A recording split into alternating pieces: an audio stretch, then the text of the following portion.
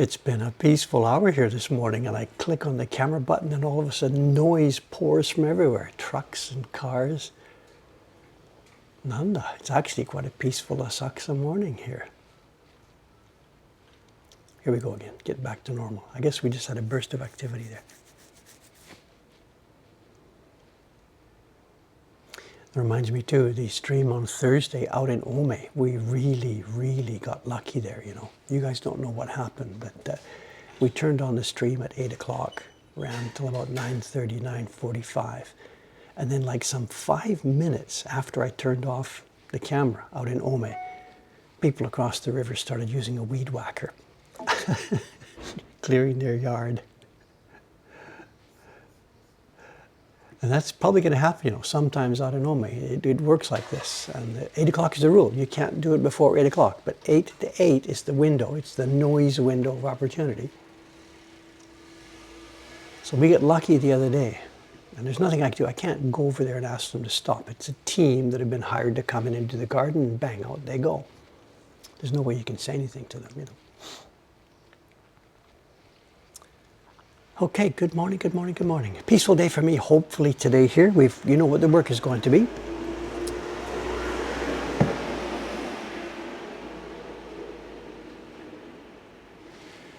There's so many construction. You know, they finished taking down the old coffee shop, that's gone, but they're going to make a new building. The new 11-story apartment building is going up about 2.5 blocks behind us. Endless construction, endless, endless. So today will be a carving day. Let me just clean up the desk first. New York Times, do you want tomorrow's news? New York Times for Sunday, September the 29th. I doubt there's anything there that you don't already know.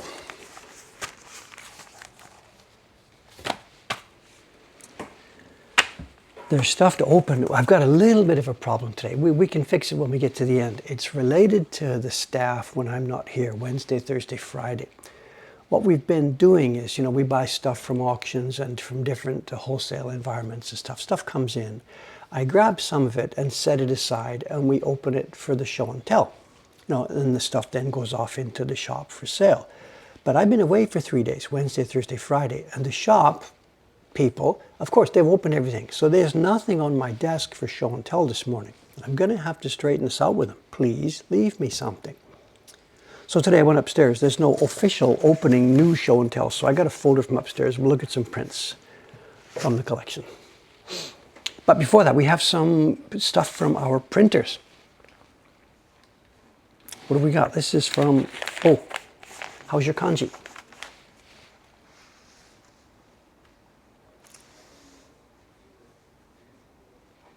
How's your kanji? It's from Ishikawa-san. It's her latest batch of prints. She finished while I was away. I'm leaving them on the desk here.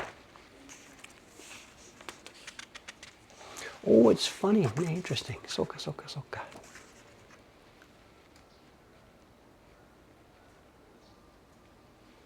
It's a double. It shows how I used to when I was publishing my prints. These are from my old Tamatebako series. And I did 2 prints each month. And this is how I made them. I made 1 print each month. It looked like this. And then, of course, we cut them in half and they got sent out 2 weeks, 2 weeks, 2 weeks, 2 weeks. People in Japan, every second Monday morning, they got a new print from me. This was before Mokuhankan. I did these myself. I carved these myself, printed them, 200 copies of each one. But all these blocks now, they're being used by the Mokuhankan staff, of course. I tried to do them in pairs where there was, you know, similar colors being used. They couldn't be the same color all the time because then everybody's prints would have been boring. But I tried to match up a bunch of colors. Something 4 impressions. No. The plum one, background, the moon, the light green, the light yellow, the light gray, the key block. That's 5, 6. There's at least 6, maybe a 7th one, I'm not sure. And then this one, I don't know, because it's gradation. So under code, another code, gradation, background 6. Maybe 6, 7 blocks each.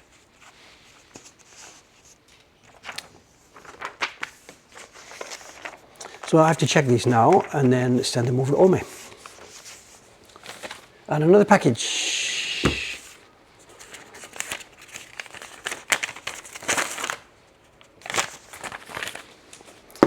We know what this is. It's prints from Kubota-san, obviously.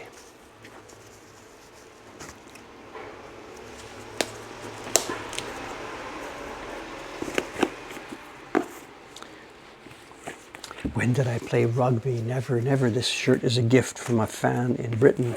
It's a commemorative T-shirt from the, where are we? From the Rugby World Cup in, what is it? What year is it? 2019. The World Cup was here in 2019. We had a bunch of fans, and somebody brought me a T-shirt. Not a T-shirt, a rugby shirt. They've given me a number 2.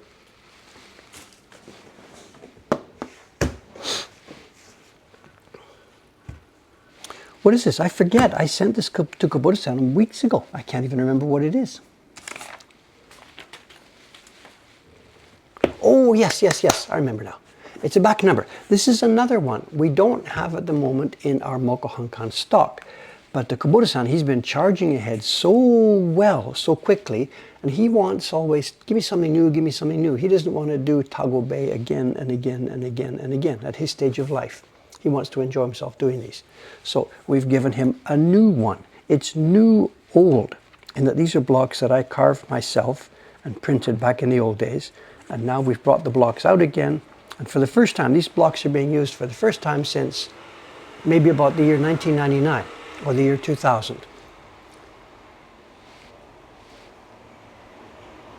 So the blocks have been sleeping all this time. Trucks, trucks, trucks. What's going on? Part of it is, of course, this district on the weekends becomes a pedestrian district. So anybody with deliveries or garbage or stuff that has to be done, the 8 o'clock window is there, and usually 9 or 10 o'clock the streets start getting closed for pedestrians. So this is the timetable when a lot of deliveries and stuff happens. So these blocks have come to life. I myself did about 200 copies from this, and Kubota-san has done, it's about 80 copies or so. He doesn't want to do too many copies these days.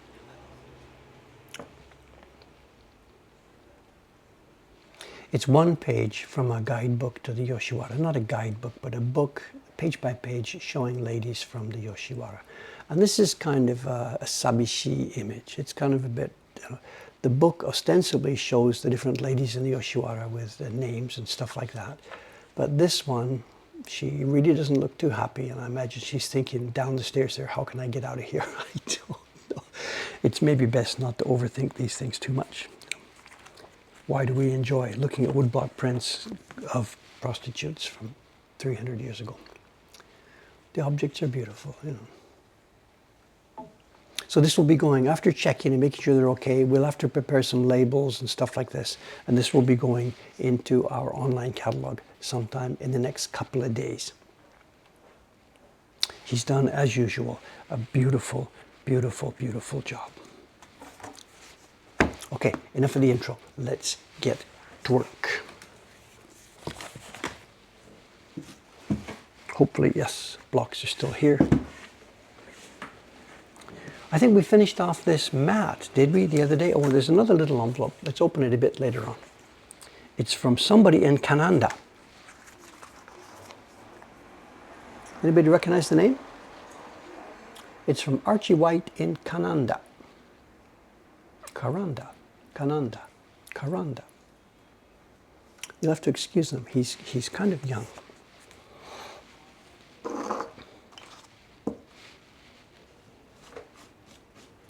It is my grandson. I have 3 of them. I have 1 granddaughter and 3 grandsons, and he's the youngest one. He's now, I don't know, 4 maybe? Maybe he's 4.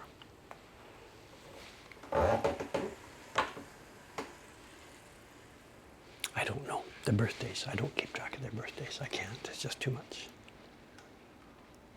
So we've got the deal, the obligations. And our family rule is with birthdays and gifts and all that kind of stuff. We go 1, it's like a chessboard. We move 1 step in either way. We can go up, down, sideways, once and once. We don't go down 2 steps.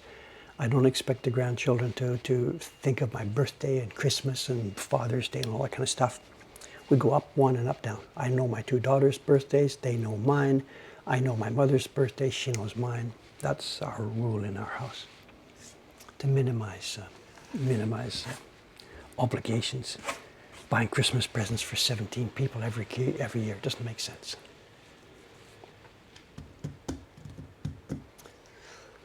Okay. Someone's saying they'd love to see my own print of that compared to his. Okay, remind me then when we start show and tell, because as it happens, I keep under my desk here, because many people ask these. I have my own folder of the Surimono albums there. So we do have my original copy. But let's not get sidetracked.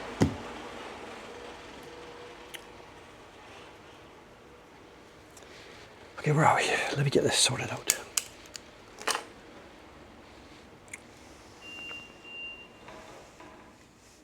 Where are we going to carve? Somewhere here.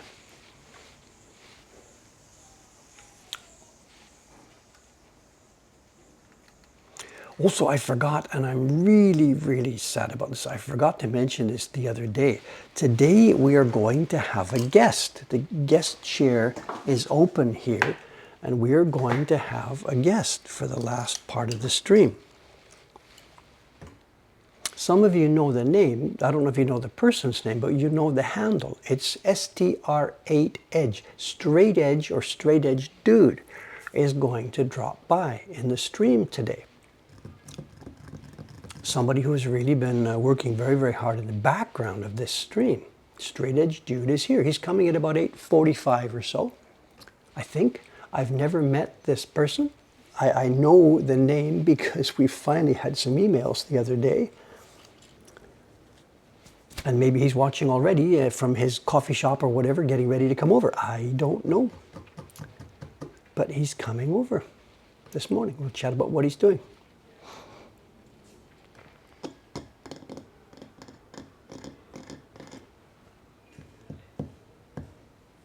I think some of this information is out of date because I don't really know. Well, we'll talk to Straight Edge about this.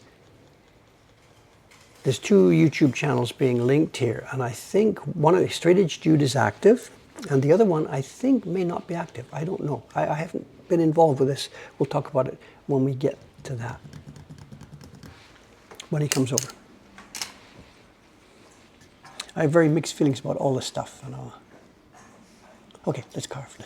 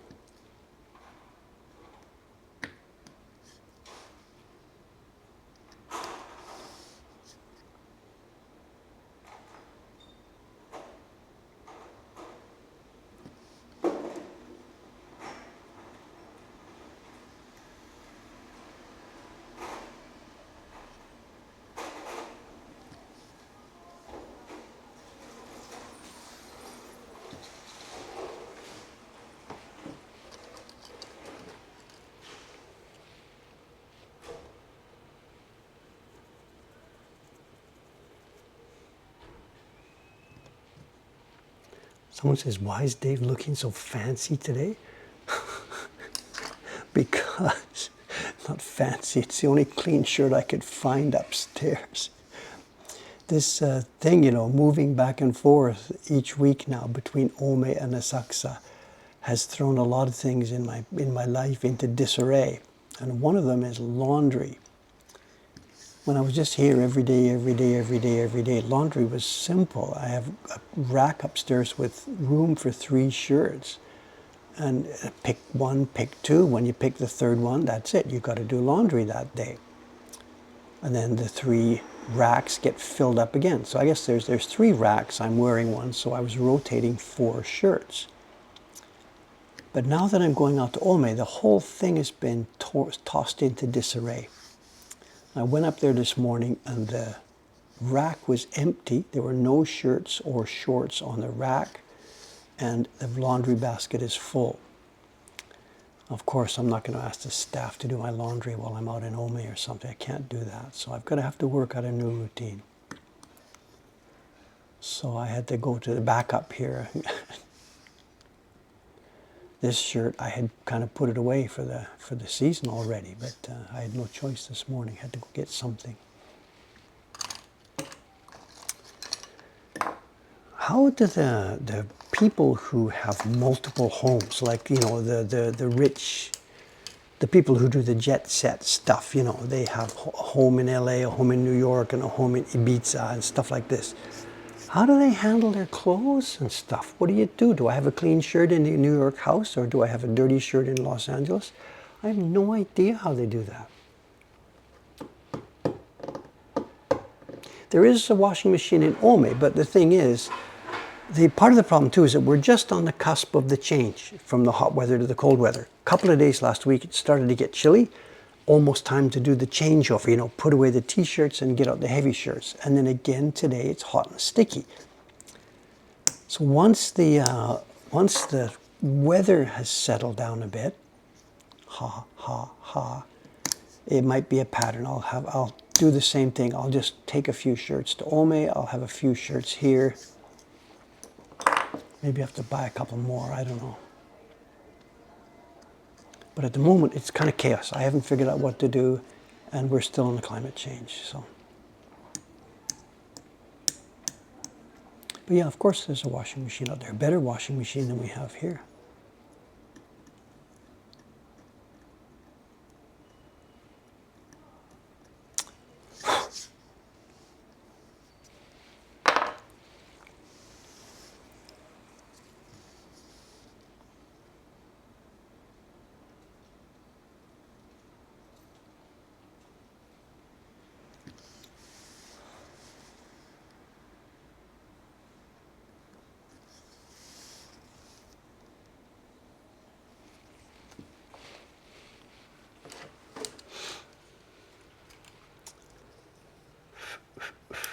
Well, the rich, they have staff, they buy new clothes, throw their dreams away. But, you know, it doesn't matter how rich you are. You've still got like a shirt you like or a pair of shoes you like. And you get up in the morning, oh, I'm going to wear those shoes. Oh, I can't. They're over in LA or something like this. You know, how do you manage those things?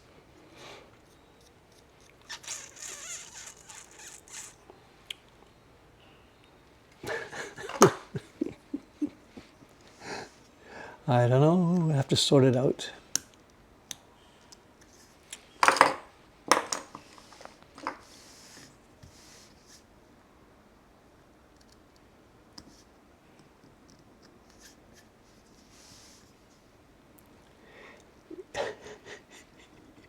I don't think our channel is big enough that we can have this deal where I can contact shirt companies and they can send me one over for Thursday's stream and wear it and talk about it and toss it. I don't think we're going to be getting into that situation.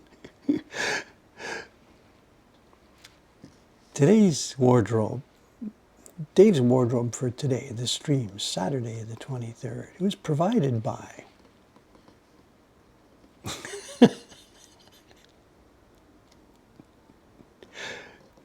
I guess there are people who basically just wear new clothes all the time. Are there such people? Can you? I can't imagine. I would not want to do that.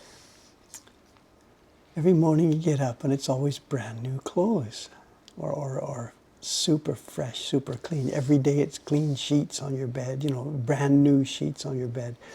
I can't imagine such a bizarre thing. You know. Is that the way the king lives? He gets up in the morning and it's a brand new pair of shorts and a brand new shirt?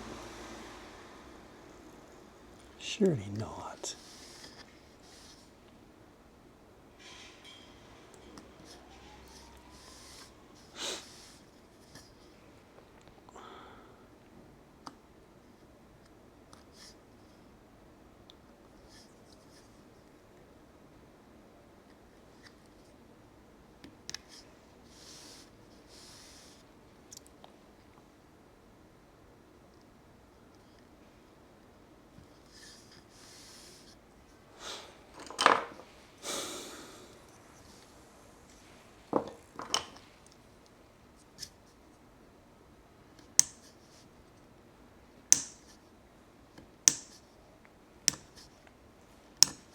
There's a related problem coming too, the bedding. When we lived back, when I first came to Japan, we lived in what's called a 3DK, which means three rooms plus dining room. It was an apartment building. They're called mansions in Japan, but it's just an apartment, a condominium type apartment. We were renting it. And those things in Japan are all built, without exception, they're all built the same way. They're built on an east-west axis wherever possible. And the rooms you have, like what's usually used as the living room or one of the bedrooms, faces south. And there's always a balcony outside.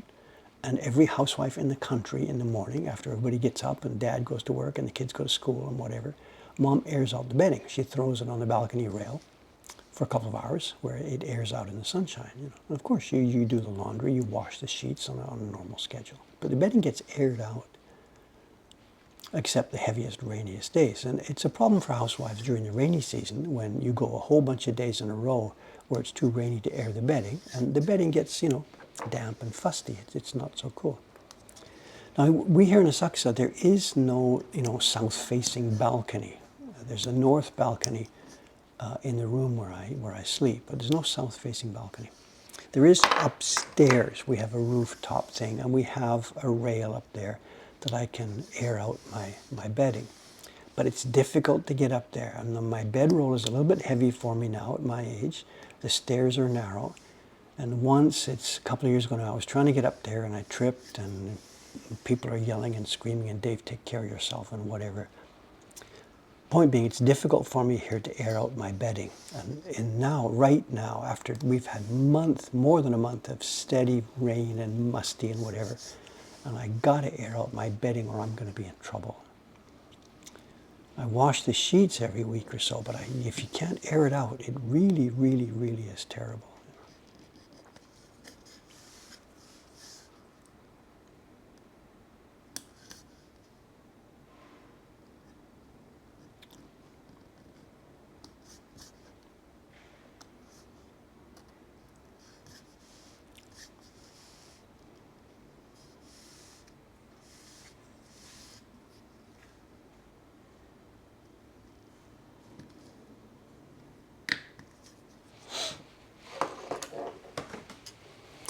On camera, okay? Are we all right?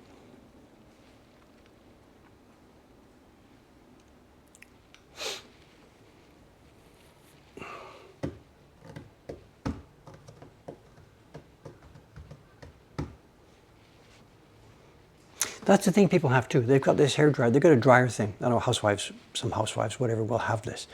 And it's been available for decades now. There's a deal for the rainy season where it's a blower thing and you puff it, you put it on and it blows air in and out through the futon. But the last thing I want to start doing is buying more gear and buying appliances and stuff like that. I just need to get on it. When it's a sunny day, remember, Dave, get your futon upstairs and get it out in the sunshine. It's just up to me to be a bit more careful with it. I've been pretty good. I've lived alone since when did my kid's mother left in 1991. So first I was a single parent for a bunch of years. Then the kids grew up and left. I became a single. So I've lived alone. So I can handle this, laundry and bedding and stuff like that. I know how to do this I'm not as conscientious as your typical Japanese housewife, but I got this. You know.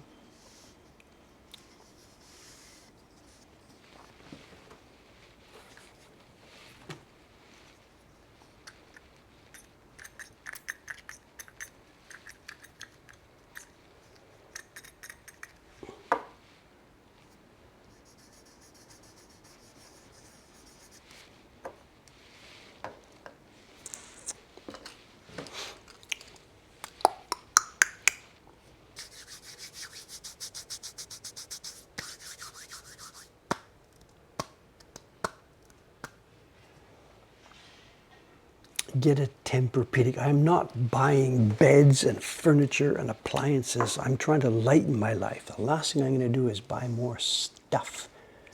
The way it's working right now for me is just perfect. I got a bedroll. I got 2 bedrolls. You saw the one in Oma the other day. It was rolled up there. She's rolled up, rolled out at night, sleep on it, let it air out for a couple of hours. Don't roll it up straight away. That's all I want is a bedroll. Last thing I want is more furniture. Ever, never, never. I got at my age now, 73 next month, right? I'll be never buying furniture ever, ever, ever, ever, ever again.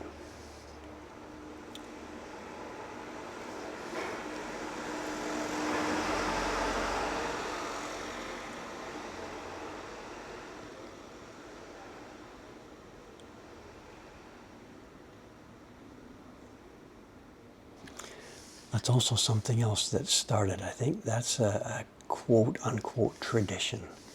I think it goes back for me about 20 years, when I was 49, I think. At the moment, I'm 72, but one day in the shop, it would have been last weekend or something, we're talking with people, whatever, and conversations went around and around, and age came up. And their age was on the table, and I said, yeah, okay, and I said, and it came out of my mouth, I said, I'm 73. Now that actually isn't true, I'm still 72, but there's this thing inside my brain that seems to kick in each year, where you start to get ready for this increase. Instead of being afraid of it, oh no, I don't want to tick up another year. I have some sort of personality quirk where I sort of start to get ready for it. And I think I did that when I was 49. Because I really wasn't feeling all that happy about becoming 50. Most of us don't, I think. I sort of thought the only way to do this, Dave, is just grab this thing. So when I was still 49, I started saying, I'm 50, you know, whatever, to try and get a hold of this thing and try and sort of somehow put it behind you. And it's become a habit, I guess. So the other day I said, without thinking about it much, I said I'm 73. And it's not true, I'm still 72, but what's happening is I'm trying to get prepared for the one more click, the one more, you know, notch. Trying to seize it. Yeah, somebody says, I think that's not a bad thing to do. I'm not telling a terrible story here, you know. Someone says I'm 42 and I round up. Yeah, the thing is too, I'm in my 73rd year. And of course, the birthday just means you've completed 73 years. I think there are some cultures where you start at 1. I think the Koreans have gone through that. They changed their system or something. I think they start at 0, you get 1. I can't remember. So yeah, I'm in my 73rd year, and in a few weeks I will be in my 74th year. So maybe I should start counting that way. Was 50 as bad as you're expecting? No, I'm happy with myself. I'm okay. I'm doing all right. I'm not grumping, complaining about age. But still, you got to get mentally ready for it. You know, those times when the numbers change, when you're 20 and when you're 30, when you're 40, it's, you know, the number changes. It's a psychological thing. But no, I'm okay. I'm okay. In my 8th decade, I don't, somebody should have, I don't really want to go there, do I? But yeah, he's right. I'm in my 8th decade. Fair enough, fair enough. I'm in my 1st century. That's an optimistic statement if I've ever seen one.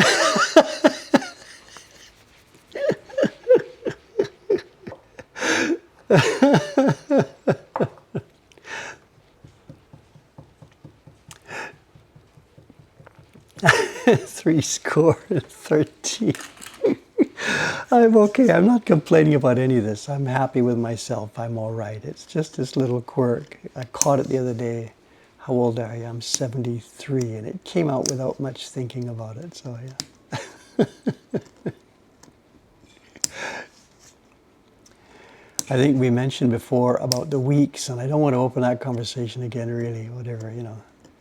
We talked about this. I think there was a link on the internet. Somebody had printed a chart of the weeks in a person's life.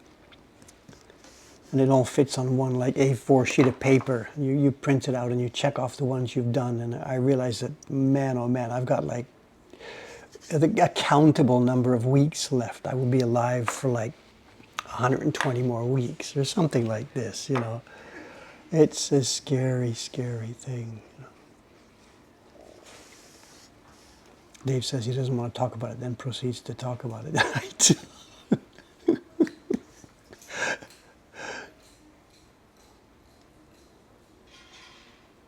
Do I do that all the time? I think so. You know.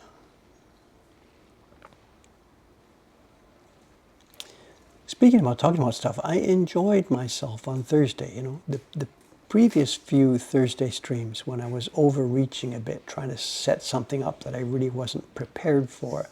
Those Thursday streams had been, you know, really pretty stressful and not something I want to try and continue and stress myself out. But the Thursday stream, I was yesterday, not yesterday, the Thursday stream the other day was really, really, really pleasant for me. Back to the way these are. These Ome streams, these Asakusa streams are pleasant for me. And the one in Ome on Thursday was pleasant too. So I'm going to try and find a way to work forward with that plan I want to do. If I can find a way to do it that doesn't involve, you know, digging a stressful hole for myself. So I haven't given up on that stuff. Hang tight. But the number one priority is going to be no stress. So we'll see how I can work things out. So thanks for your patience, everybody. And last Thursday was really good fun.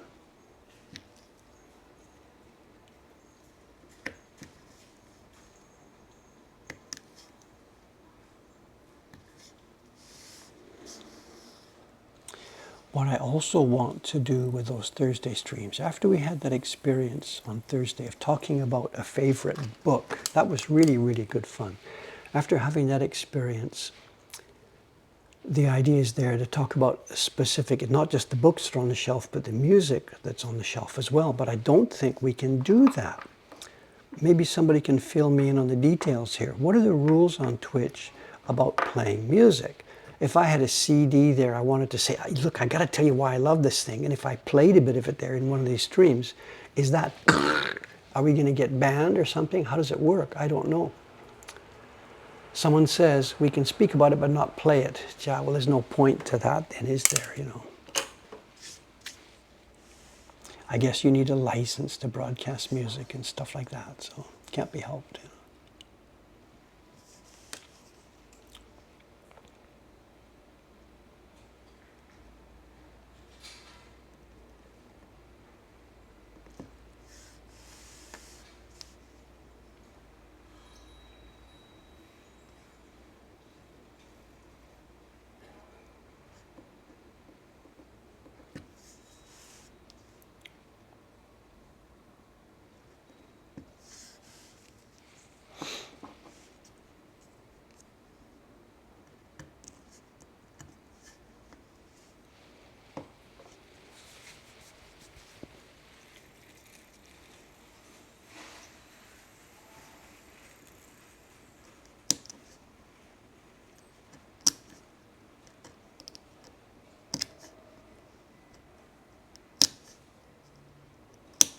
This piece of wood, it's really quite fibrous. It doesn't want to slice nicely, you know.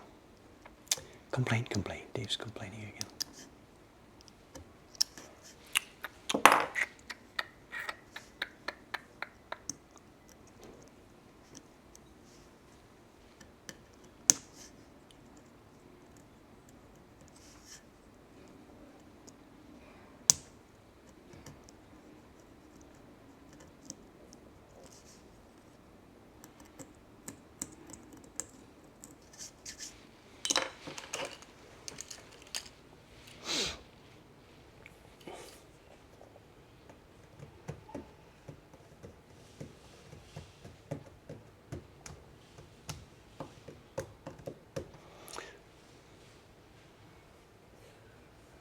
Separate audio tracks. Okay, I'll read this later, see if there's some ideas about it. Link to a YouTube video of the song and click it at the same time. Yeah, there's lots of ideas here.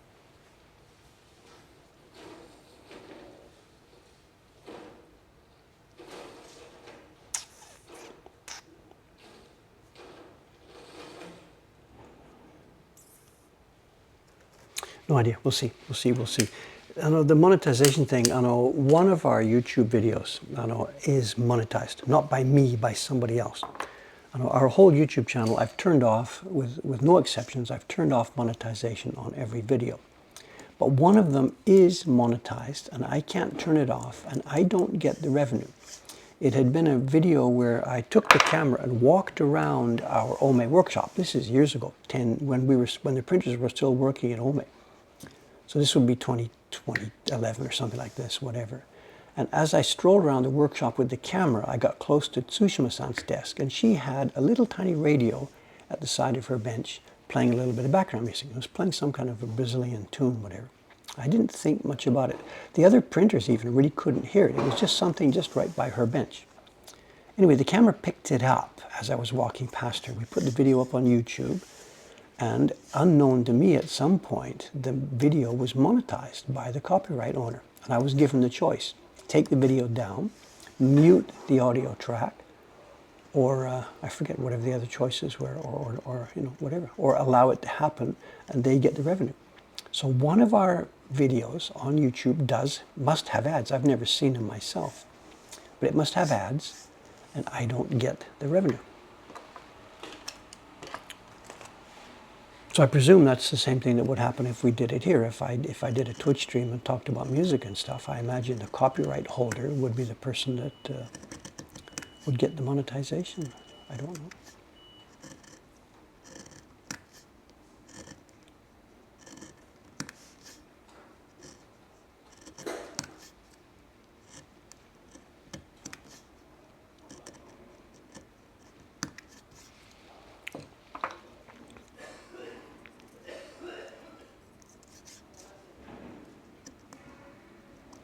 How's our time? Because somewhere around 8:45, and a straight-edge dude is supposed to be strolling by here, so he's probably waiting outside. Is he visible on the camera there?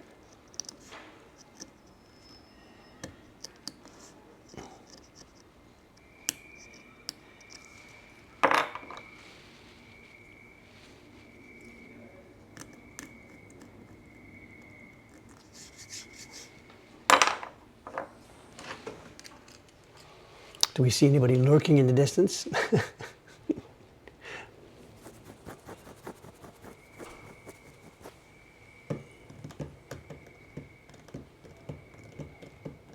Well, someone's saying, Dave, there are other YouTube channels showing your content. Is there a way to stop that? Well, we're going to talk about that in a few minutes, because one of those channels that is playing our content, the owner of that channel is coming in a few minutes. We're going to sit and chat about this. I know about this. This is authorized. Every now and then, and we had an episode a couple of months back where somebody specifically, with no intent to spread the knowledge, somebody specifically to try and get advertising, had pirated a bunch of the content, and it seems to have disappeared now because I complained about it, a bunch of fans complained about it, and I think it was a robot setup. It wasn't a human being, I don't believe. When human beings had set up a robot farm to do various things. But no, there's two channels that I know about, and we're going to speak to one of them in a few minutes when he shows up to chat with us. So.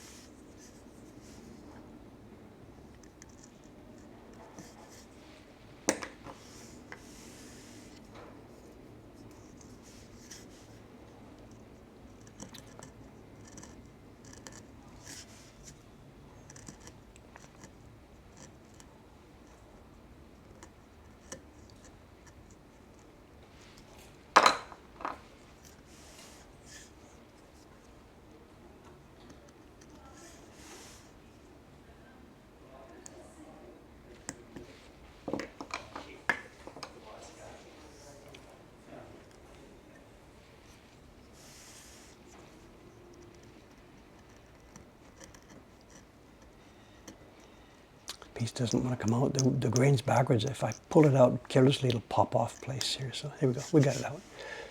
It is really fibrous wood, you know. It's kind of hard, so it's okay. Once the block is carved, it will probably last for quite some time, which is what we want here. But it's absolutely no fun to carve. There's wood that just slices and dices, and it's just a ton of fun. And some of it is just, wow, I don't want to help you. And this is one of those.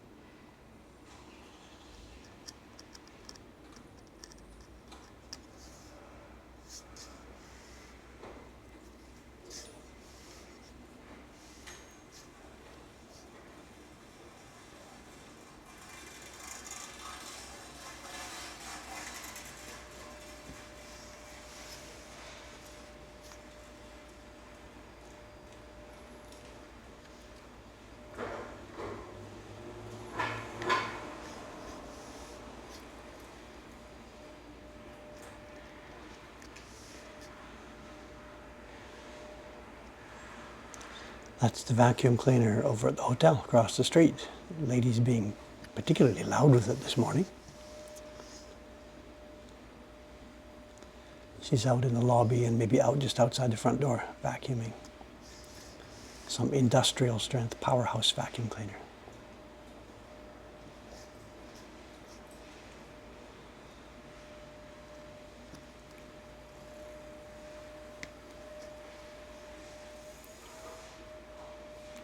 Come on across the street, do ours. All we have is a little handheld thing.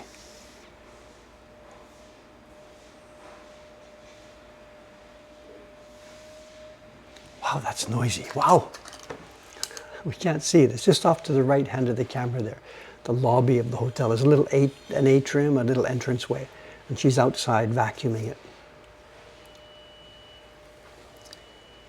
Someone's commenting on the flags at the Ninja place, and these are new. They appeared when I was away in Ome. They've rebranded. They have a new front sign, new signs. They are clearly not interested in Western business because none of this is readable. There's also new signs up at the top. We can't see them here. They've put new flags on their rooftop. And they've rebranded. They've got a new company name. They are something Yugen Godo Gaisha. They've incorporated. They still have the name Jikukan. Time Space Museum is what they call it in English. Someone's asking about the floater. it looks okay. It would look better if that truck wasn't there, but yeah.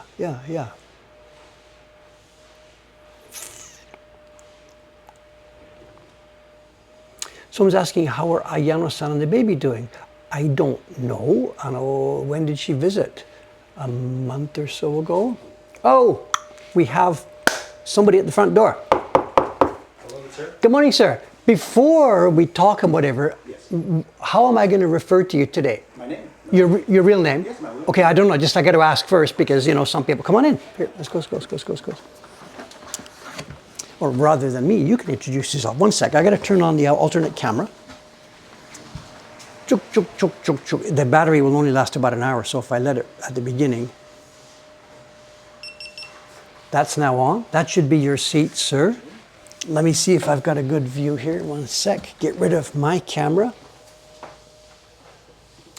Pop yours up. Yeah, we can see you. Manuel. Yes. Thank you very much. Or Pleasure, sir. straight edge or straight edge dude. Straight I hear two different. Straight edge. Straight edge. Okay. If you're going to talk, those are the, you know, that's the gang out there. So. No pressure. And now we need microphones because at the moment it's one mic. So I think what I'll do is if I take it off me, if I put it in the middle here between the two of us, and if I crank it up. Testing. Hello. Do we have good audio from both sides? Nobody's complaining yet? Oh, no. Good sign. First time in Japan? First time in Japan, yes. Really. Yeah. I've been here for 2 days. Arrived very late on Wednesday. Really. I know nothing about you at all. I don't know how much is going to be allowed to be personal or public or whatever. You're a student, you're a worker. What's no, your... I Who are you? I know. Sorry. No, I work. First time in Japan, and having a blast on vacation for 2 weeks here. Are you by yourself or with a girlfriend or family? Or No, my girlfriend is back home. I'm here by myself. You had to come by yourself. She let you free. Yeah. She know how much this means to me, so I was like, okay, Really. go have fun. Okay. Can I ask, what's been the interest in Japan then? Yeah, it's tough to pinpoint, really. It's been something that I've been drawn to ever since I was a kid, but I never acted on that interest. It was easier for me just connect with more American interests, just because of the not proximity, but Manuel's from Europe. He lives in I'm from Europe, Portugal. So it's just the availability of content and whatnot. It's just easier to consume American stuff. Okay, so you didn't come to any of this through my stuff. You came to Japanese interest first. Oh, yeah. And then among that, my stuff popped up. Is that the way? Exactly. So Okay. one thing I do like very much is Japanese art, namely the type of drawing, if you will, on Japanese woodblock prints. And at some point, I discovered you. Okay. Is this related to what you do? Are you involved Oh, no. in the I arts work in field social at all? media. It's nothing really to do with arts. Okay, working in social media means that's a new job. I mean, you're not just fresh out of school yesterday. So No. So my current job started 11 years ago, like full on social media. Before that, I worked in an agency, an advertising online agency, and I did a little bit of already social media there, but it was beyond social media. But yeah, 20 years ago, my job didn't exist 20 years ago. That's the thing. So are you independent or are you an employee of a larger company? No. I work for a company. Yeah. Yeah. So. Okay, I should interrupt at this point. So there's people here who don't have a clue why this gentleman's here and what's going on. So let me just cover this background a By little all bit. means, yes. I have a YouTube channel, boom, which Dave thinks this is really quite different from the Twitch stream here. For me, the YouTube channel is stuff that I specifically wanted to tell something about, a print or an event or a process or whatever, and I plan and curate the YouTube videos. Boom. Twitch to me is a ton of fun. It's much more ephemeral. Dave doesn't do Twitter, X, whatever. Yeah. I don't do TikTok. I don't do the come and go stuff. I'd rather do the long tail kind of stuff, carefully prepared. So we start doing these Twitch things. They come, we chat, it goes. They come, we chat, we go. Some people out there seem to think that some of this content has more, is it value? Is that the word to say? I don't know. So you would come in at this point. Why are you doing what you're doing then?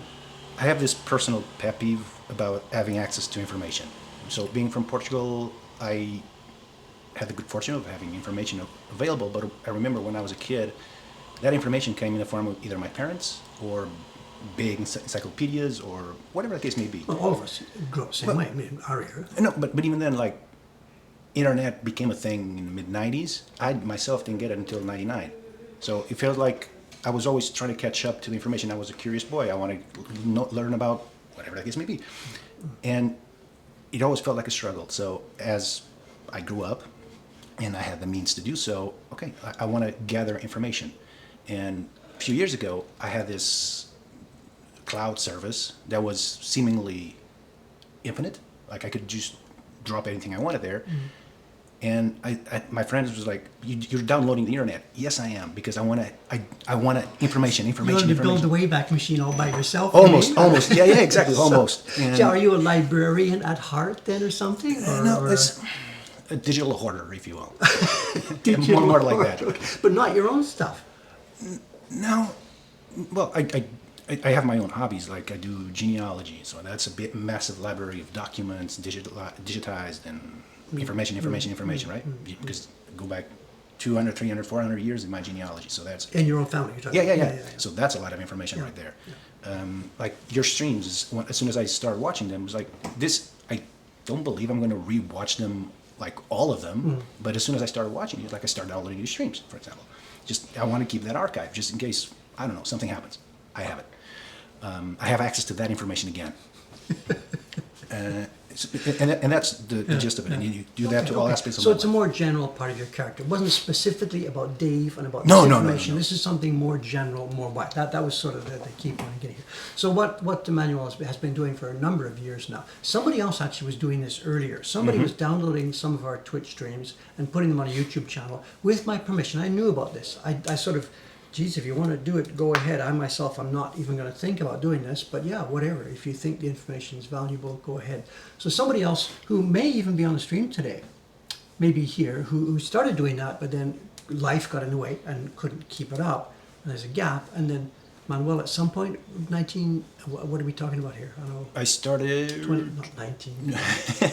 started maybe 2.5 years, maybe. Because I remember this stream, you were like, oh, you got an email from Twitch where suddenly things have changed and the VODs weren't saved for a long time. If you were a Prime member, maybe it was twice as much, but it wasn't long either way. You know what? The Acolytes channel, they stopped uploading at that point, maybe 6 months or something like that. I'm like, okay, these guys are not like keeping up. Too busy. Whatever the case may be. Yeah. So, you know what? I'm going to be a pirate. Like, I see the information of the content you're putting out. I have that available. Why not share it with the world? And don't keep it away from people, because if Twitch saved it, it was there. Well, there's no pirate. I mean, did you ask me? Did I ask you? I don't even remember how this must have happened. Not really. It was hence the pirate aspect of it. It was just like, you're giving this away for free. I'm not charging anything. I just want to make sure the content lives. Yes, that's it. That's my ultimate goal, is to not happen to anybody else the way I felt when I was a kid, not having that access to information. And that's essentially But at some what I'm point we doing. communicated about this. You must have said, Dave, what do you think about this or something? I don't remember. I'm sorry. I never did. I was very much acted like a pirate. Like, Really? But I knew. Okay, I don't remember. I mean, I am in no way against this idea. That I don't want to do it myself. I think it's a bit overkill. If somebody else wants to do it, go ahead. You know, that's the thing, information is just So information. I download the streams no matter what. So it's the amount, the effort for me to put this out there for the whole world to have access to it is minimal. There's something else that's been happening with this recently, though. I didn't really know about this. The other gentleman that was in the email thread with us the other day, I don't know names and stuff, what I can use here. I don't know, whatever.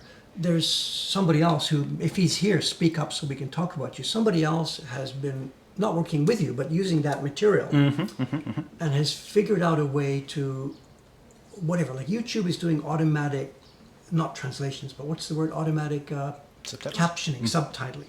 So somewhere in the YouTube system is hearing blah, blah, blah, blah, blah, what David said, turning it into text, which is, of course, searchable and manipulable and whatever.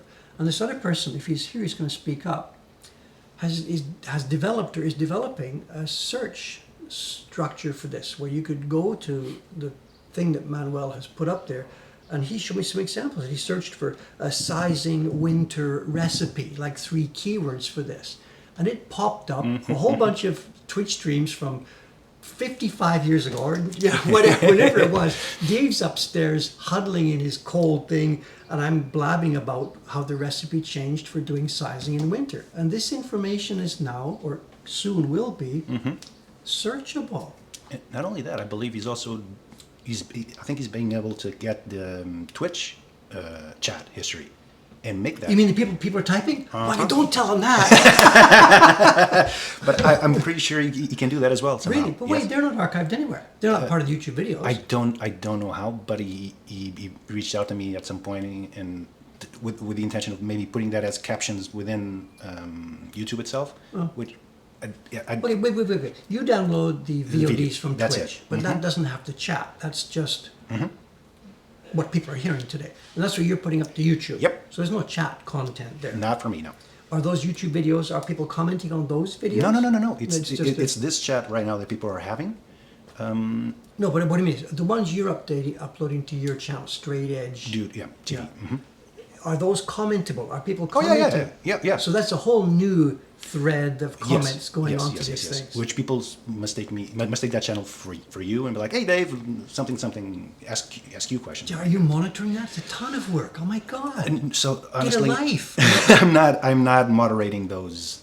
I put a heart and people are like, oh, thank you for the upload, heart.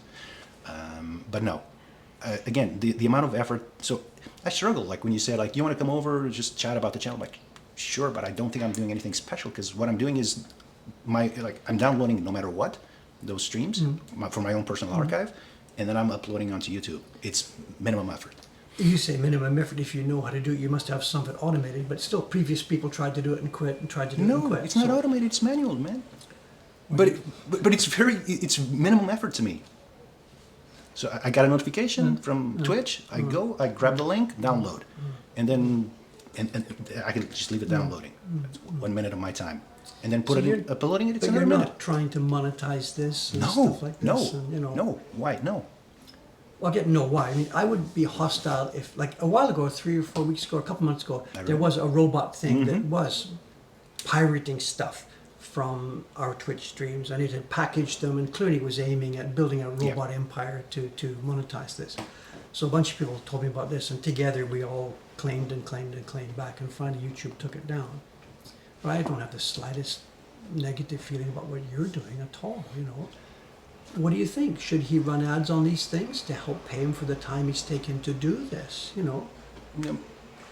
It's not about the money. It's really access to the information. That is my personal thing, and that's why I do it.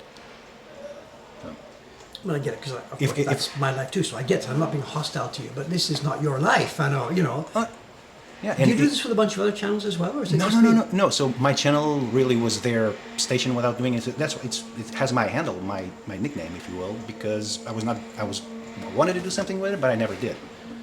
And okay, might as well just use this channel for this stuff. What happened? Turn off the audio outside. It's some crazy noise outside. I don't know. Might not make much difference. Not to us. Parade? No, it's excuse me one sec. I don't know. I'll pop up the outside camera here. I think it's a tour group. The lady at the front had a flag, because down at the left here, just off camera, is the places where the tour buses stop, and then they bring people to Sensoji. So now and then, coming down the street here, we get the. It looks like a parade. Sorry. Turn off the water flask light. Somebody is saying. Follow instructions. Yeah, of course. Do what you're told. They're the true bosses. I have no idea what that is. Can you still hear us? Are we okay? Whatever, they will let us know. All right, sorry. It's already dropped, excuse me. I don't know what. So your channel is really, at the moment, that channel is just... Dedicated to this, yeah. You had set it up without really knowing what you were going to be doing with it. This came along. I had an idea, and then I'm not going to do it. I have this channel ready. You mentioned the thing about not being able... You know what? Just start uploading stuff. What kind of views is it getting? accounts and stuff. I don't even. I've Yeah, sort of I think but, each video has about 2,000 of them. great. So Yeah. actually, this is useful. People are watching this. Yes, yes, and especially when in the beginning I used to get like, does Dave knows? I'm going to tell Dave you're doing this, like, because at the description at the time I had this is a fan upload. This is. I see. So people thought you were pirating or Well, the people- in a hostile way. Yeah, people thought I was clearly taking advantage of your work, and the ones that bothered to read the description said no, like it's a fan upload. He has no connection to Mokuhankan, Dave will, nothing. And it wasn't until the case with the other dude that was a bot that you said, no, like Straight Edge Dude has your approval to do stuff. Okay, I changed the captions to like I'm not affiliated with Mokuhankan or Dave Bull, but I am authorized or something. Is there like that. something else I could do at our end to help minimize trouble for you at that? Oh no, end? no, because I actually, when I reported the bot to YouTube, I used that like the. Okay, that's right. Because the bot has stolen from your stuff, not from Twitch. Yeah, Yeah. I remember that. I couldn't report it because it wasn't stealing from me; it was stealing from you. And when we talk, okay, how do I present this case to YouTube? You know what? Yeah. I use like as the content producer mentioned in this clip, and I linked to YouTube like the link from my channel is like, do you see this content producer says this channel is authorized, the other one that I'm reporting is not. So the case was like this. So somewhere a human being must have at some point seen that though, because I would imagine so. and then taken 2 minutes to figure it out. Yeah, and then and I think you were notified the same time I was because I put your email as secondary email, and those 10 clips or videos were pulled down, and then the channel I wiped them all out. Has it come back? I haven't checked. I haven't checked, but I don't think so. Okay. All right.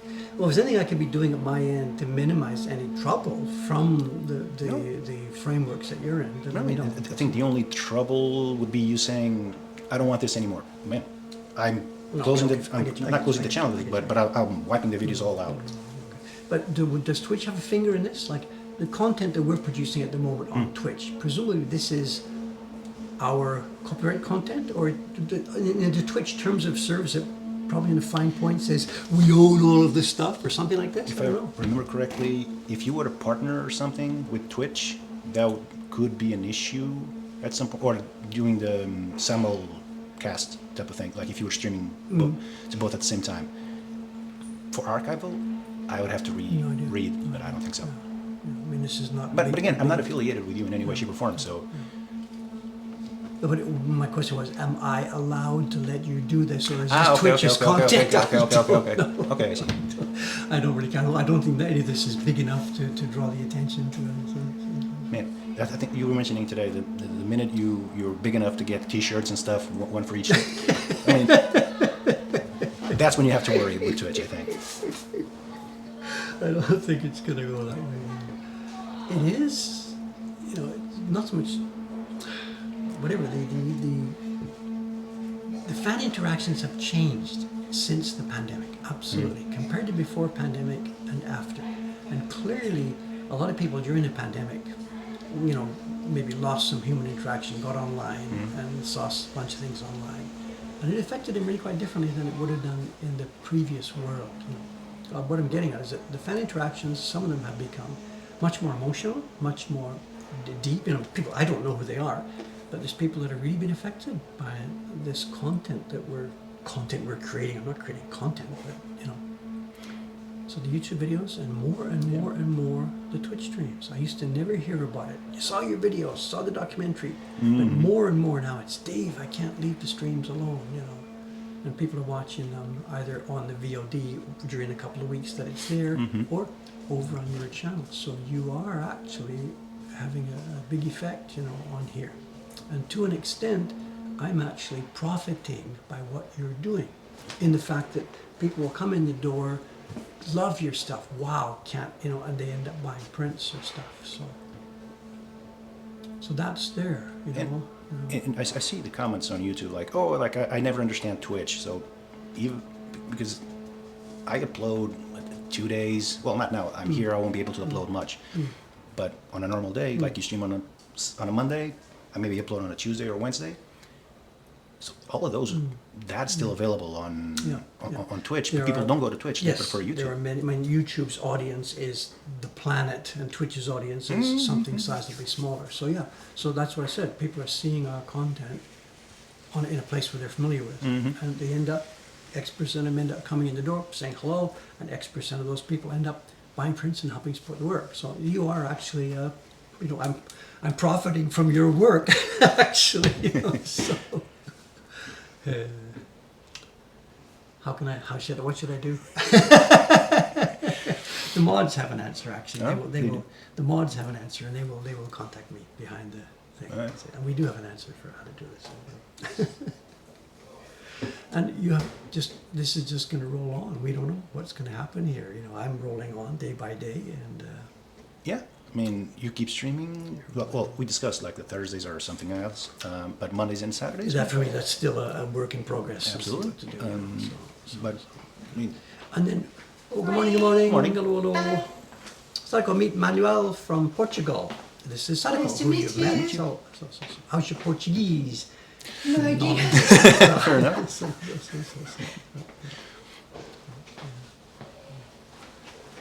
Yeah, the Thursday thing, I'm struggling with how to make it work. And it doesn't specifically have printmaking content, so maybe it's not relevant, I don't know, or whatever. So, Yeah, and when you approach it, and I recall last year, I think it was, you did the stream. You just left the camera back in Ome like for 3 hours running on the oh, road. yeah, I guess so, yeah. It Like, seemed I didn't up- pointless, yeah. It seemed pointless. I never yeah. uploaded that. Okay. The So Matsuri you're stuff. talking about content. You want something that's going to be useful for people to... I mean, how many YouTube creators or how many, like, if you want to see water, just, Yep, it's it. You don't It's need it, to go- it's it. I got it. or the Matsuri stuff. Okay, before I forget that, this thing that we were talking about with the third party, the other gentleman who I still haven't seen, maybe he's here, the idea about that this is going to be searchable. How is that coming together? And will that be accessible through your YouTube channel, or what's the... That I don't know. You don't know? Okay, so too early days then for that.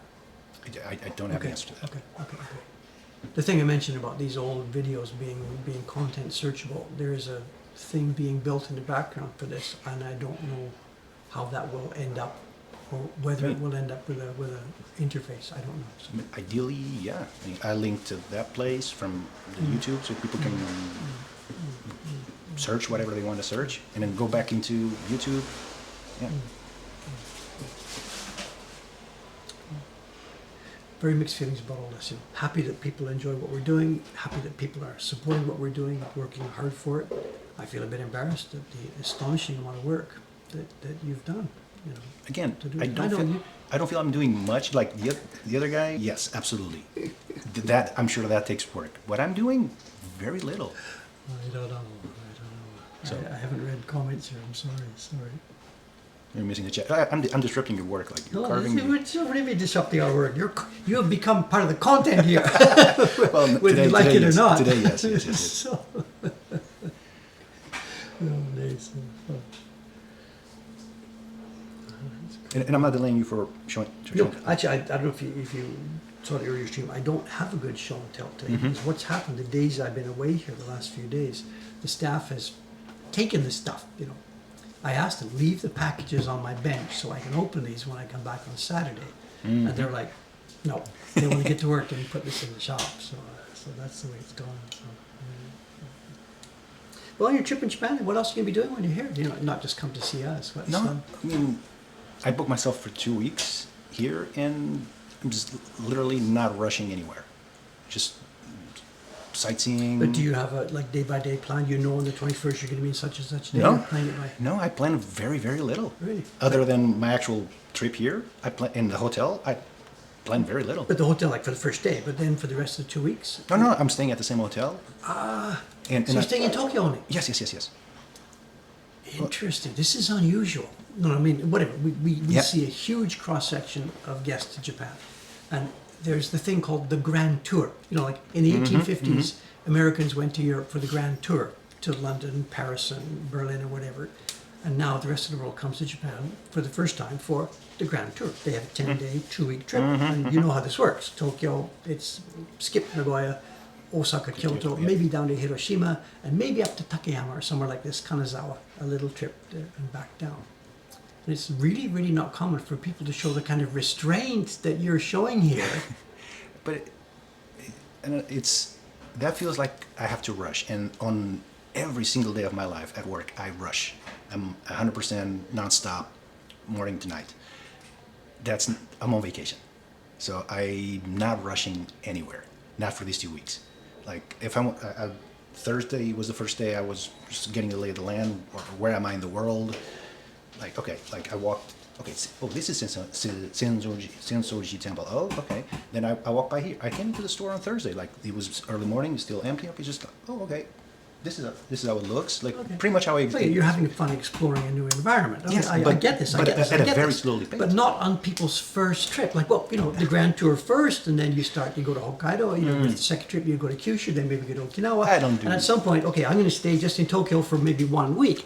I don't think I've ever heard somebody's going to stay in Tokyo for 2 weeks, and certainly not on their first trip to Japan. I'm not dissing you. I'm. Oh no, it's fine. I don't do things normal. I do things my own way. Welcome to the club. So, hey. So, No, I'm full of admiration here. I'm not in any way being negative about this, but we never, ever hear this. Never. I mean, I prefer this to understand what it is I'm seeing, what I'm doing. Again, not rushing is a very big thing. And it feels like if I did the Grand Tour thing, okay, now I have 3 days here. Like I have to pack as many things as I possibly can.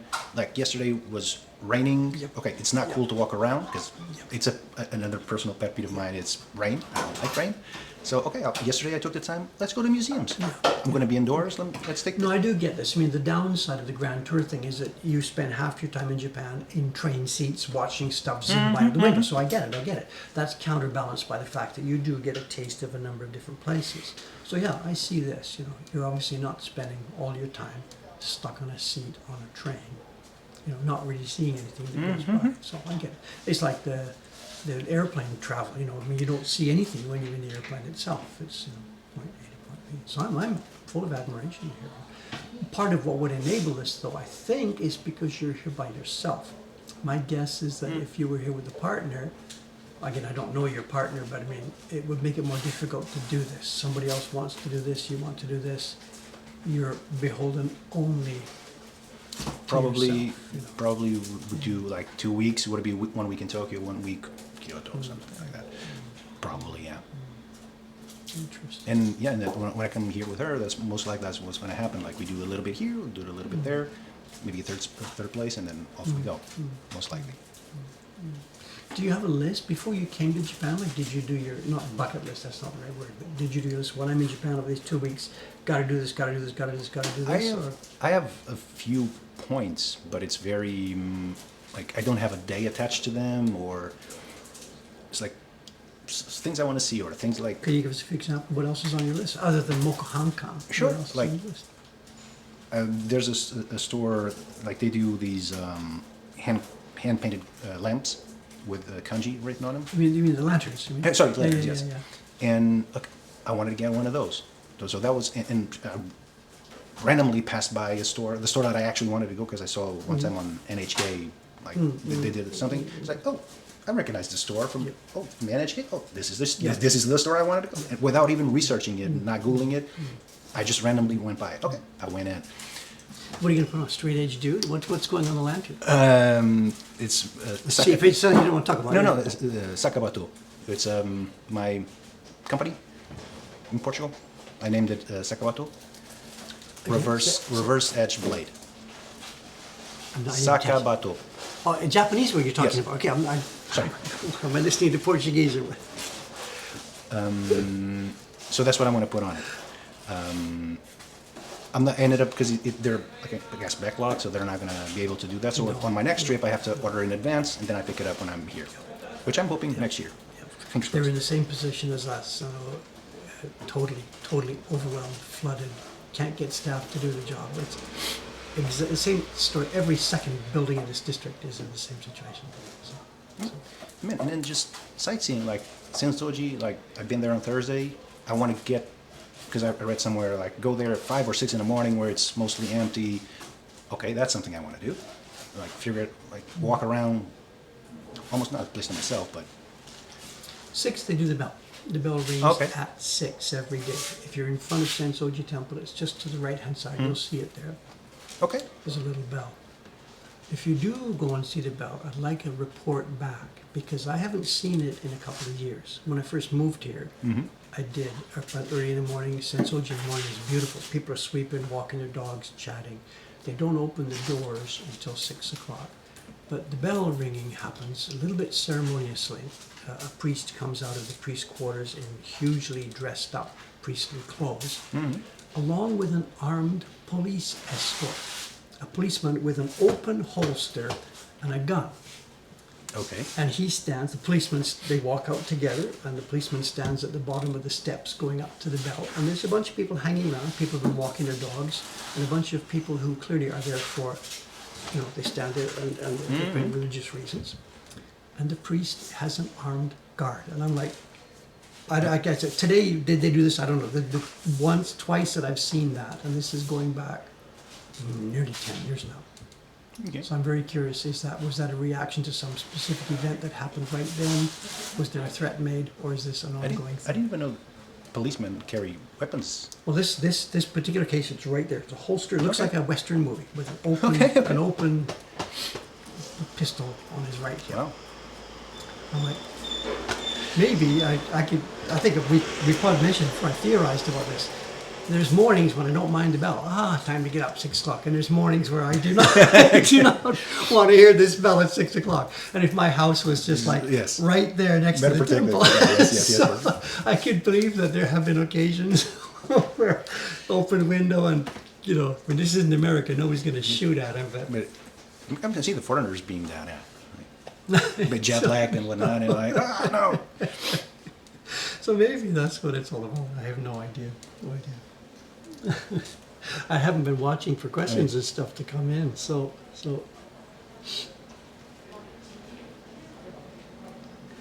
Yeah, something. Are you going to get to the bottom of the things you want to see in Tokyo? I mean, there's no way. You can't get to the bottom of Tokyo. And the way I'm approaching this trip is very much leave it out in the open. Like I randomly went by the store that I wanted to go to in the first place. I didn't even bother to Google it.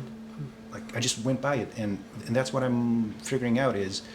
As I'm walking through places, like I've seen this before, I've seen that before, and like trying to where did I see this? Oh yeah, it was attached to the other thing that I saw. I need to come back to this, and I'm making a note on my phone. And that's it, and that's how I'm taking it. Thinking about this a bit more now. If I were doing this myself, if I was going to, are you in a major city in Portugal, Lisbon? Yeah, Lisbon. Yeah. Suppose I was tasked with, they're going to be in Lisbon for a week, 2 weeks, whatever.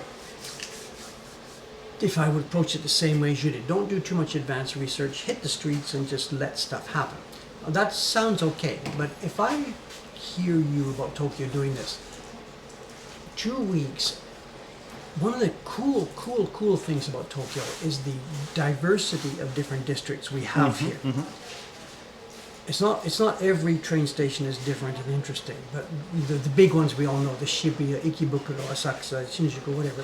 But it really goes down fine-grained, and I could imagine a plan for somebody for 2 weeks to make sure they saw enough of these different districts to really get a feeling for this. But if it was random train stations, you're going, oh my God, he missed, I don't know. Oh, no, like the ones you named, yes, they're on the list, but I don't have a day to go on to them, like the crossing in Shibuya. I want to walk all of them, like sideways, diagonals, always. There's the building, the Sky View, whatever it's called, I think. Like, I want to do that and just get, the view of it. Are you going to be making any day trips out of Tokyo, Hakone or Nikko or stuff like that? Not this one. No. Not even this one?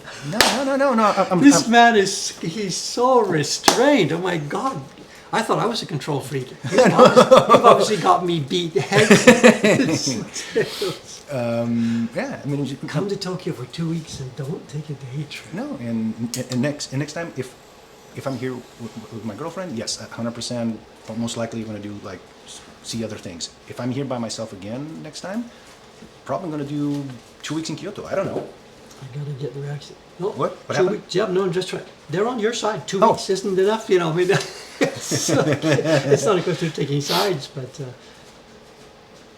you're not. Anybody else that did the same thing? Because I don't know. Has anybody else done the same thing? They can report back to this, whatever, Are you navigating on Google Maps and stuff? Yeah. Okay, so you're using tools to help you around. Yes, I have terrible sense of geography and direction, so yes. Okay. I mean, John's saying too, I don't know if John actually does. If he's saying, take subway to a random subway station and walk around. I mean, this obviously is part of the plan for you. And that's what I mentioned. That's a cool thing to do. But if you do that for 2 weeks in a row, you are going to miss a lot of really cool stuff, you know. So. And it's going to be a blend, right? I have places I want to see or be at. Yeah. Johnson said my first visit was 2 weeks in Tokyo only. I just stayed 2 weeks in Tokyo. It was great. Yeah, again, I'm not being against you. I really don't hear this very often, you know, so very unusual. So what about then, okay, you're talking about places. What about food then, for example? The food experience of Tokyo. You're from a culture that prides its food as being something special. You know, the Iberian Peninsula is proud of its food and its cuisine.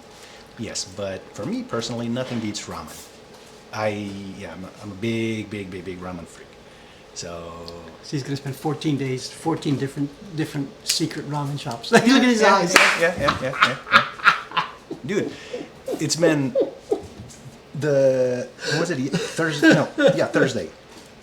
I had ramen for lunch and dinner, and like it's converted. It's €8.50. Well, what was cheap. it? I get it. And I'm yes, like, I get this it. is I get it. like this is half the price I get in in Portugal. Yeah. Yesterday evening, like, I'm gonna try a different ramen shop.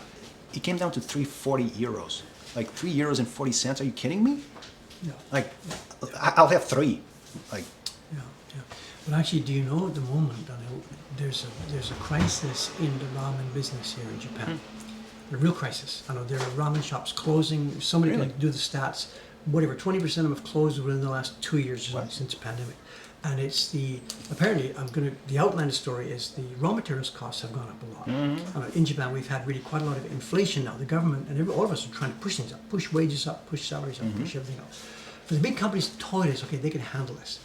For the little tiny shops where it's one master with two assistants, whatever, and his rent, pushing the price up is not possible. The customers are not accepting higher prices for food like this. So everybody else, the price that would have been 800 yen has got to 900 yen. The ramen can't go over this. Maybe 1,000 yen is one of the peaks. There's a bunch of different steps here. And if you're a ramen shop at 900, you've been there for all these years, you can't go to 1050. Your customers are going to leave you. And then on top of this, the punch of the currency change. You know the deal, the ticket things. You get a ticket machine to buy your ramen. Those machines themselves cost like $10,000, $8,000, $9,000, $10,000. And the new currency, it was announced years in advance, so you had time to plan for it. Doesn't help the ramen shop owner who can't spend X thousand dollars changing this machine. So the ticket machines no longer work, or he's got to put a sign up, sorry, you got to dig for your old money, which soon won't be there. So there's been a bunch of punches to shops, and if you Google this tonight when you leave here, whatever, ramen shops closing in Tokyo, this is very much a thing. So to hear you say this, oh my God, they're so cheap, the price is just whatever, I'll take two. The owner would love his Japanese customers to be thinking the same thing. They've been trained for nearly 30 years that a bowl of ramen at that place is this much money.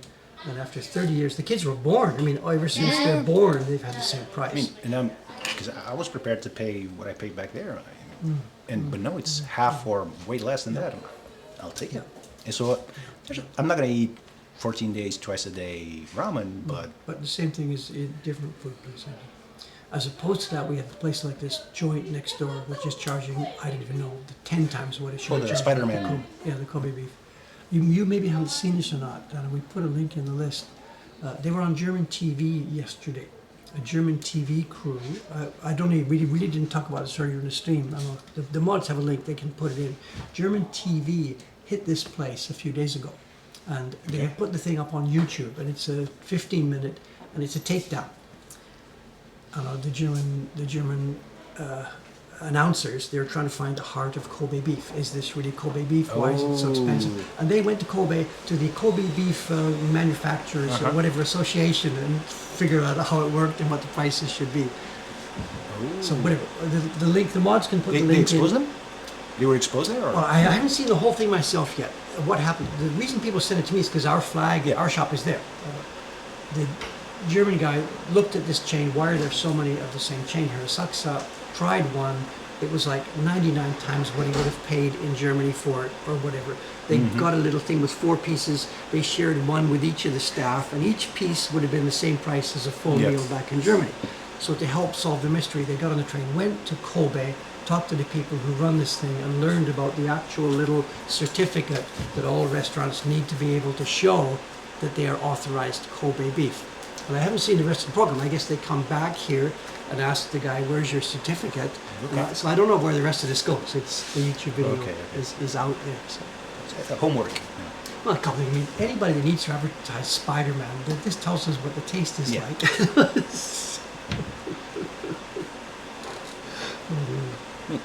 So, someone saying ramen shop's closing. I'm sorry, this is very much a thing. Very much a thing. And again, it's the problem of Japan was so static for nearly 30 decades. People grew up with a certain mood and a certain feeling of what things cost. And they have to change because the rest of the world changed. A lot of businesses in Japan are struggling with this. This is not the answer. Put your prices up by 10. But, it's a thing. And ramen shops are the point of the spear. Yep, I'm not gonna lie. I'm gonna try sushi as well. I have to. Feels like it's mandatory. Yeah. Okonomiyaki, I think it is. Pardon? Okonomiyaki, I think it's. Oh yeah, you're the district for that here. So, of course, yeah. there's little things I would like to try if I see like, oh, this feels like a good place. Let's go in. But ramen is like my thing. Fair enough. You're talking to a guy who actually doesn't eat this, you know. Man, we can't be friends anymore. So, I don't know why. For me, part of it was when I first came here. Part of it was the noise. You know, Noise? the slurping. The slurping. Part of it was the noise. I was a good boy, brought up as a good boy. You don't make noise when you're asleep. So this was really, really difficult for me at the beginning. Now after 40, this is now my 40th year in Japan. This is not so much a thing for me. I don't like it, but Dave, get with the program. You're still okay. But the other thing is it's the food. It goes in quickly. It doesn't get chewed, and it goes in with too much liquid. And I just feel that lump sitting in my guts. And I got to tell you, just for the next few hours, I'm not happy. I don't feel comfortable. If I drink too much of the soup, you spoil. You know, you could leave it. It's all right. But if I drink too much of it, it's too salty and also too much liquid. I'll be in the bathroom for the next half an hour. So. More information than you want to know. I guess it's maybe skinny guys. I don't know. Maybe you got to be chunky, or got to be a full. I don't know. Man. The broth is what gets me. Like it's the thing at the end of drinking the broth. The taste. Yeah. The I just umami and whatever. And Yeah. I don't know. guess, I'm the odd man out here. Clearly, it's not you. It's me who's the odd man out. I just like the experience. And, I don't know. It feels like. It fills me up, but in a good way, not unlike what you described. Like it feels like I feel good after I eat it. Oh, I get it. I mean, you don't need to convince me because the rest of the world knows about this. It's just Dave is the odd man out here, for example. For me, the best dinner of all, it really sort of doesn't matter about the food. I'm not a gourmand. I don't demand delicate taste. I want peace and quiet, slow. I mean, I'm going to probably eat too fast, but I want the system to help me eat slower and to go in a restaurant where the system is trying to make me eat as fast as possible. I'm noticing here. People go in, eat, leave. There's no. Well, if you go to ramen shops, of course. Well, I guess. Not where I'm from. Like go to ramen places, but they like people sit and enjoy their food, which is more or less what I'm doing as the foreigner. But people go in, eat, go out. Okay, but even at breakfast, like people go in, they eat the breakfast and leave. Like no, like I like to sit like comfortably and just sip my coffee. This sounds like I've spoken like a European, of course. Yeah, I mean, no, really. There's clearly a massive cultural difference here. Absolutely. I struggle with this. I really struggle with this. In the beginning. No, I mean, I struggle with it now. I just told you I would like to eat slowly, blah, blah, blah. And Sadek was listening and said, geez, when we were eating dinner last Saturday, you just slurped it all down half the speed of her. I struggle. I struggle with this. So what I say I would like and what I'm able to achieve on a daily basis are two different things. And maybe my excuse is I'm in the middle of this culture that is just pushing this so quickly. I don't know. It's funny because maybe many foreigners have this image of Japan. It's like the kaiseki ryori, the meal that comes in 30 courses, and the lady in the ryokan brings it course by course, and 6 hours later you're still working on it. That doesn't really happen much in real life here in Japan. Man, it's been only 3 days, but I'm so far enjoying it very, very much. It comes to the food as a social event in your culture, Oh yeah, very much. yeah. Oh yeah, yeah, yeah. But that's the thing too in Japan. You know, I mean, you're at least your salaryman after Mm-hmm. work, your yakitori joint. That's food as a social event more Okay. than the food itself. You know. And those guys will spend a long time. You know, after work, head for the bar, and stagger home on the last Yeah. train. I don't know. My name Straight Edge comes from not drinking alcohol, not smoking. So like all those social lubricants, if you will, I have none of those. So you don't drink, you don't smoke. No, no, no, no. You don't drink at all. I mean alcohol, as in alcohol. Alcohol, yeah, alcohol, yeah. You don't drink. At all. Really? Is this religious or philosophical or just? No, never it was just got- something I was curious when I was a kid. I give it a shot twice. Didn't like the taste either of the times I tried it. Like, why bother? Okay. So And is this trouble for you in your society with your friends and partners and whatever? Is it difficult? Do you have to struggle with this or not? no, like societal pressure, if you will. I remember at work many years ago, like we would have these work dinners, and everybody was like doing drink games and whatnot, and like came to me, either skip me or I have to do it with water, which annoyed everybody. Well, what do you want? You just skip me and be less annoyed. I don't know. These days it must be totally okay to show. I mean, here in Japan too, this has changed dramatically. In a group of work, people going out for work, it's now acceptable for someone to say, I don't drink. And there's non-alcohol beer if they want to make it look like it, but it's not okay. And the idea that a boss would pressure this person, drink it, that's now considered Okay. absolutely not permitted anymore. So society here has flipped No, it's over good. and is totally cool with this. So you're not going to have any trouble whatsoever here. You know, if you were in a party or a group or whatever. You know. Finally, it's come around here. So, yeah, cool. And I realized I completely messed up your show and tell. What time Again, is it? Look at this, 9:30. Oh my God, I haven't been following. Whatever. I think I said at the beginning, I don't have a special show until this morning anyway. We've used up our time. My God, look at this. Don't drink, don't smoke. Jim, what do you actually do? He uploads videos. There you go. 2 minutes of my day. Manuel, thank you for coming to say hello, and for me to get a little chance to meet the person behind somebody who's been doing a lot of work for us. You know, I know you're not thinking in those terms, but it's actually helping what we do, helping our mission, and you know, stuff that I wouldn't have thought of doing myself is turning out to be useful for people and valuable for people. And the next step, when the search database comes in, That's going to be good. that's going to take the work you've done. It's going to put it in rocket boosters. Absolutely. Winter sizing formula. My God, I wouldn't have believed such a thing was possible. So I'll bring you more information on that part of it as I learn. But for now, sir, well, thank you very much. you. Enjoy your time in Japan. I don't know, do you have time for a meal or whatever? Or Absolutely, I don't yeah. know what. So you're in the same hotel all the 2 weeks? Yeah, So you could come over anytime, whatever. Yeah, Okay. pretty All right. much. Let's set it up once we're offline. absolutely. You know the story. Thanks very much. It's Saturday. I'll be back here Monday morning. Let me put the camera up. Get rid of our mugshot. It's busy out there today. Anthony, it's busy and noisy out there today. I'll see you again Monday morning. Same time, same station. Thanks for tuning in. Thanks again, Manuel. Okay, see you later. Let's turn this off. It's people getting out from the hotel across the street. Chinese tourists from the hotel. 3, 2, 1.